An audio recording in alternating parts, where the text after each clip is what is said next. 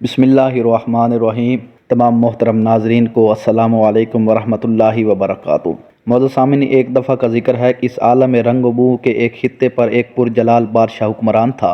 इस बादशाह के 3 बेटे थे, शहजादा महमद, शहजादा सलीम और शहजादा मुराद। तीनों में से हर एक दलेरी, वजाहत और जहानत में अपनी मिसाल आप था। शहजादा जब भी अपने बेटों पर निगाह डालता, इसका दिल खुशी और मुसर्रत से लबरेज हो जाता, लेकिन हर चीज़ के बावजूद इसे कुछ कमी महसूस होती थी। वो सोचता, ठीक है, मेरे शहजादे बहुत दलेर हैं, खुश शक्ल और ज़हीन भी हैं, लेकिन इसका कोई सबूत भी तो होना चाहिए। वो बहुत सोच विचार और वज़ीरों से मशवरे के बाद बादशाह ने तीनों बेटों को बुलाया। कहा कि ऐ शहजादों, मैं चाहता हूँ कि तुम में से हर एक दुनिया के किसी मुल्क का रुख करे और इस मुल्क से मेरे लिए कोई हैरत अंगेज़ तोहफा ले आए। बादशाह सलामत का हुक्म सुनते ही शहजादे सफ़र के लिए रवाना हो गए।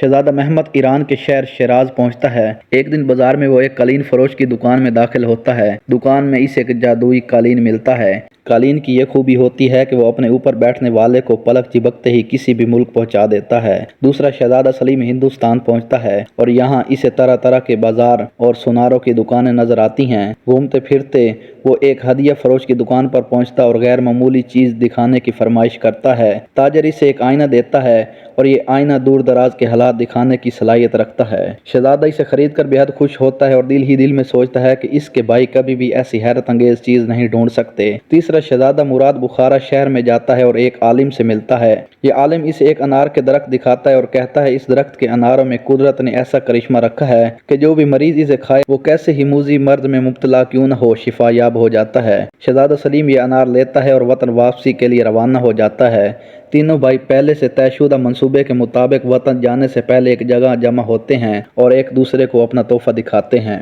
बड़ा भाई यानी शहजादा सलीम आईना में गुलनाज सुल्ताना को देखने की ख्वाहिश जाहिर करता है। जब तीनों भाई आईने में उभरने वाले मंजर को देखते हैं तो बहुत अफसुर्दा होते हैं, क्योंकि गुलनाज सुल्ताना बेहद अलील दिखाई देती है। वो एक ऐसे मर्द में मुब्तला है जिसका तबीबों के पास कोई इलाज नहीं।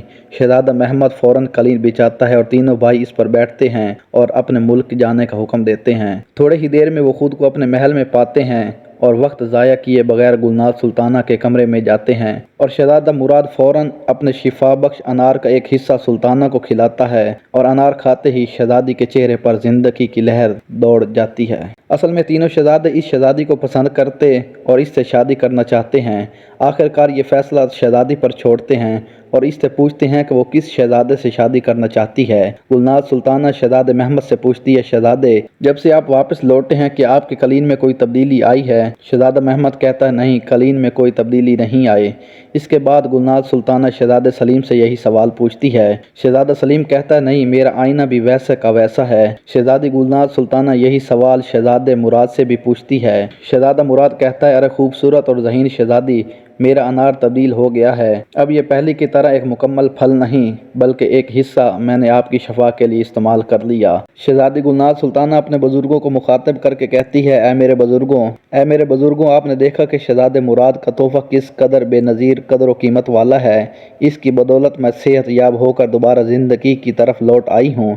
अगर शहजादा मुराद चाहता तो मुझे इस अनार का एक दाना भी न देता, लेकिन इसने मेरी सेहत के लिए एक बहुत बड़े इसार का मुजाहिरा किया और अनार को अपने लिए महफूज करने के बजाय मुझे दे दिया।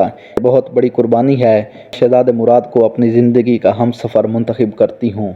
गुलनाज सुल्ताना के इस अक्लमंदाना इंतखाब ने सबको खुश कर दिया और बादशाह ने एक शानदार तकरीब के साथ शहजादे मुराद और शहजादी गुलनाज की शादी कर दी।